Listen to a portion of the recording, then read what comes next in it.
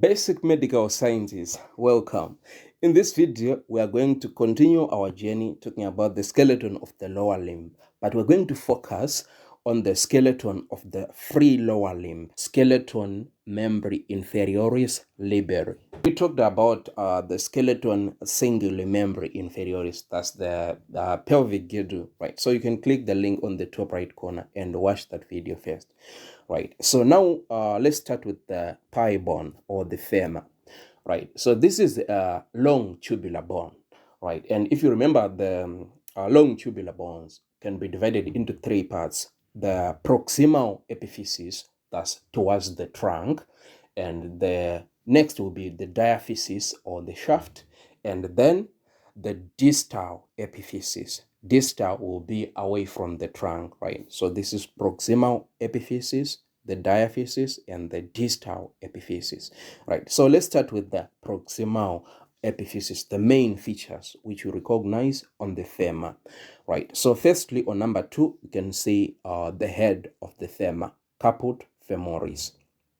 And on the tip, there is a shallow depression there. It's a fovea. It's called fovea for the ligament of the femur. Fovea capitis femoris. Right, so between the head and the main body of the femur, there is a neck, right? It's a column femoris. Then you have the trochanters, right? So this is called the greater trochanter here. Okay, so this is the anterior surface, this is the posterior surface, and we are talking this bone, like it's same bone, just the anterior surface and posterior surface. And in anatomy, usually it's the right side bone, right? So we're talking about the right side bone here. Okay, so I said this is the greater trochanter, right? And on the posterior side, there is a fossa, which is not labeled here, right? And that fossa is called the what? Fossa trochanteric, right? The trochanteric fossa, right? And this on number 9 is the lesser trochanter, trochanter minor. On number 13, you'll find a crest. It's between the two trochanters, so it's called the intertrochanteric crest, cresta intertrochanterica. On number 5, you find a line again. This one is on the posterior side. This is the line on the posterior side. It's called the what? The intertrochanteric line, a linear intertrochanterica, right? On the anterior side, you find the crest, cresta intertrochanterica. On the posterior side, you find the line, linear intertrochanterica, right? Okay, so these are the main features on the proximal epiphysis. Now let's go to the diaphysis. Firstly, you will find the gluteal tuberosity, right? Tuberositas glutea. This is specific for attachment of the gluteus maximus, right? Next, we have our linea aspera on number 8, and as you can see, they are divided into two, right? So this is posterior side, so medial and lateral, right? So this linea aspera has two lips, the medial lip and lateral lip, right? Lateral will be labium laterale, and the medial one will be labium mediale, right?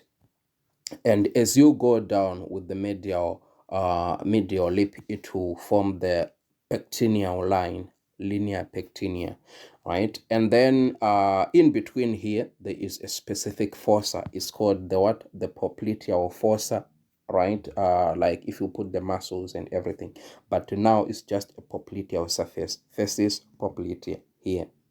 The popliteal surface, faces poplitea, right? Next, we'll go to the distal epiphysis, right? So you find these condyles for articulation with the tibia, right? So on number 11, this one is the medial side, right? So medial condyle, condylus medialis. And on number 6 is lateral condyle, condylus lateralis. On number 7, you find this one is now epi, right? It's above the condyle, right? Epicondyle, right? on number 7 is medial epicondyle, right? That's epicondylus medialis.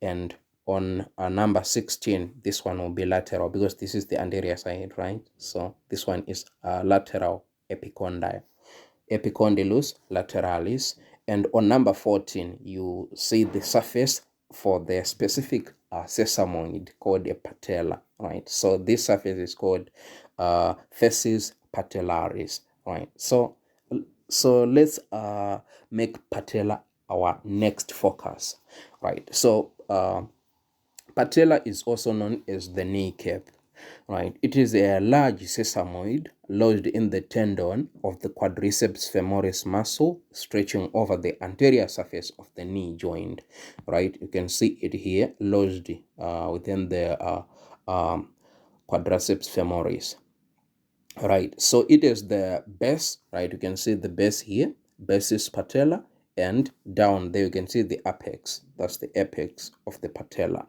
right? And also you can see the surfaces. The anterior surface of the patella is rough, while the posterior surface is smooth, and it is the articular surface, fasces articularis, right? On the medial facet and lateral facet, right, for articulating with the patellar surface of the femur, which I mentioned in the previous slide, right?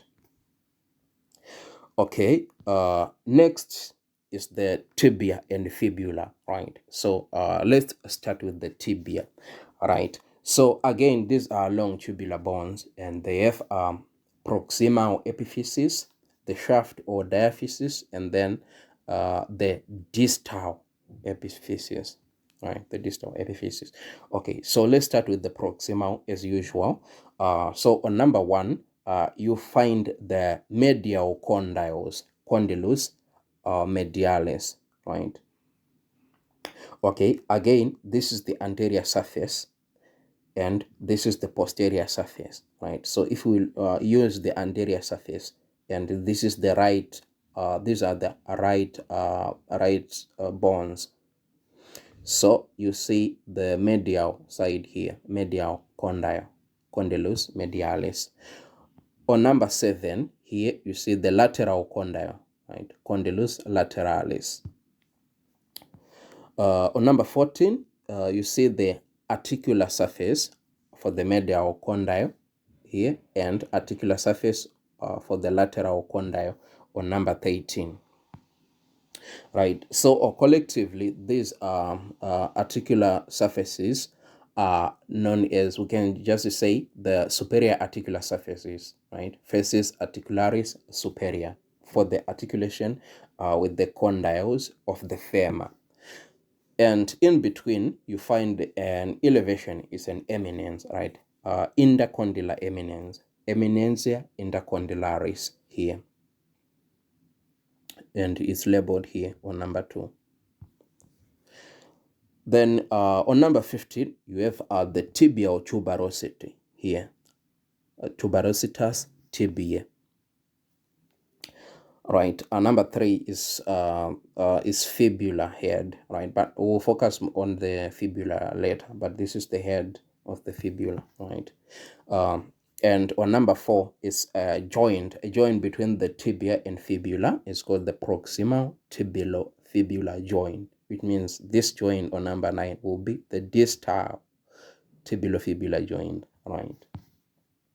So the surfaces we will need to know on the tibia, right? It is the medial surface, fasces medialis, right, which will be here, and the lateral surface will be this side, and then the posterior surface, fasces posterior here. This is the posterior surface, right?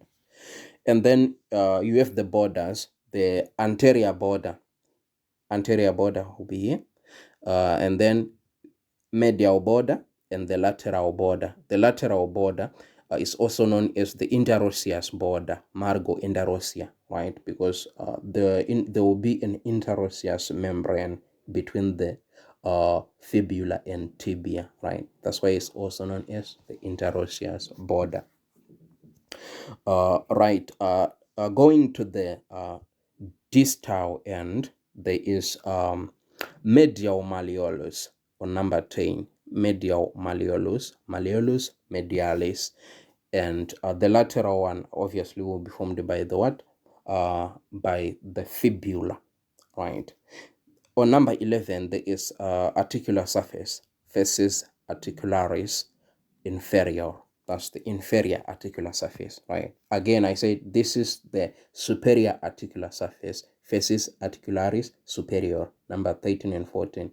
And on number 11 is the inferior articular surface, right? So that's almost everything you need to know about the tibia, right? So next we will focus on the fibula, right? So the fibula, firstly you find the head of the fibula, caput fibulae, and then on top here you find the apex of the head of the fibula, apex capitis fibulae. Then surfaces, the following surfaces are found on the fibula: the medial surface, facies medialis; the lateral surface, facies lateralis; and the posterior surface, facies posterior.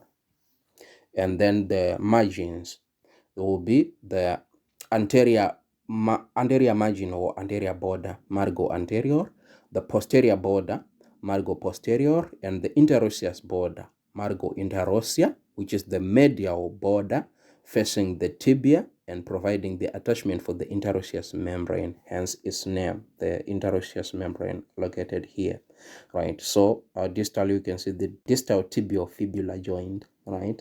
And you can see the fibula forming the lateral malleolus, right? So the lateral malleolus carries a smooth surface called the articular facet of the lateral malleolus, right? Facies articularis malleoli. On the posterior surface of the lateral malleolus, there is a distinct hollow fossa. It's called the malleolar fossa, fossa malleoli lateralis, right? So on that fossa, there will be the tendons for the peroneal muscles. Right. Next, we'll talk about the bones of the foot, right? So the bones of the foot, if you know our classification, I mentioned in the previous video, you have the tarsals, metatarsals, and the phalanges, right? So let's start with the tarsals, right? Ossa tarsi. So the tarsals can be grouped into two groups, right? You have the posterior or proximal row, right? And this proximal row, the first row, is formed by the talus. This is the talus, and the calcaneus, which is lying below it. That's the calcaneus, talus and calcaneus, forming the first row. And then the second group, that's the anterior row or distal row, and this row consists of the navicular bone, os naviculare. Here we have three cuneiform bones: the medial, intermediate, and lateral cuneiform. And then you find the cuboid bone right here, os cuboidium. Right, so let's start with the talus, right? Talus is Latin, it means ankle bone, right? So it consists of what? The board, the neck, and the head, right? So if you look here, there is the head of the talus, caput tali, right? And on this surface is called facies articularis calcanea posterior, right? That's it articulates with the calcaneus here.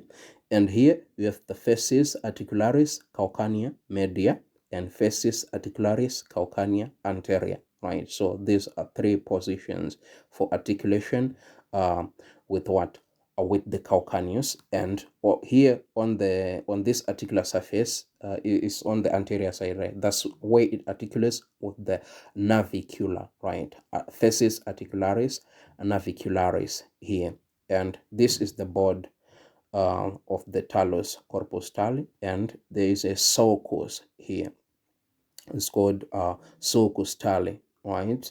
And we have the lateral process, right? Processus lateralis tali, right here. Okay. If you look again on this view, right? On this view, you can see the superior articular surface, right? Facies superior trochlea. Here you have the fasces malleolaris mediale and fasces malleolaris laterale, right? So the bones of the leg, the tibia and the fibula, will articulate like this, right? And those are the main features which you see there, right? Next, the calcaneus. Calcaneus is here in yellow. The calcaneus, you can see this is the lateral view and this is the superior view in yellow. You see the calcaneus, right? So it's the largest and the strongest bone of the foot.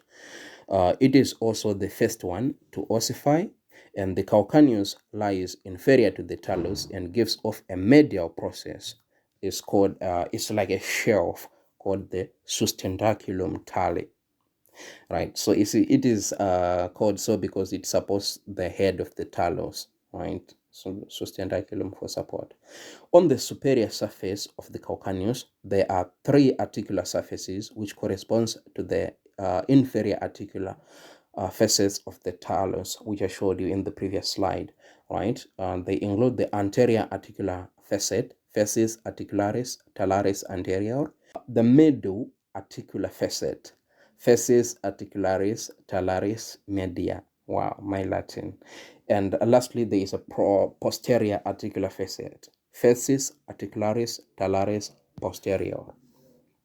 Right, so you can see again here. So these are the surfaces. This one is the posterior articular surface, right? Posterior talar articular surface. This one is the middle, and this one is the anterior, right?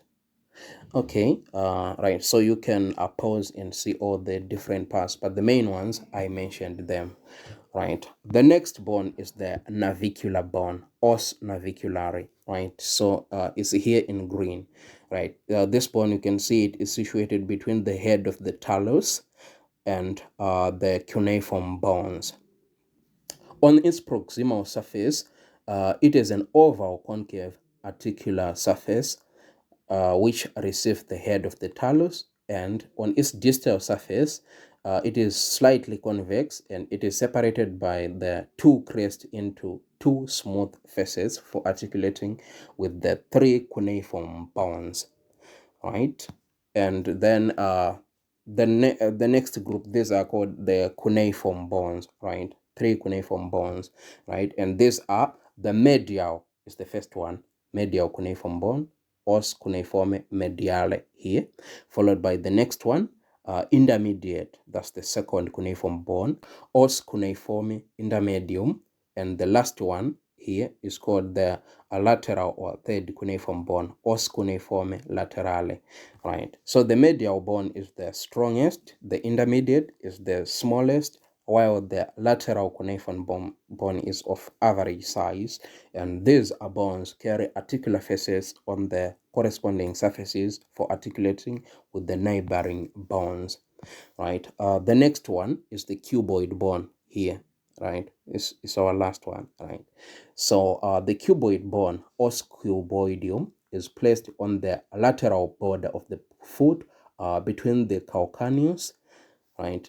Here is the calcaneus, and the bases of the fourth, fifth metatarsal bones here, fourth and fifth metatarsal bones.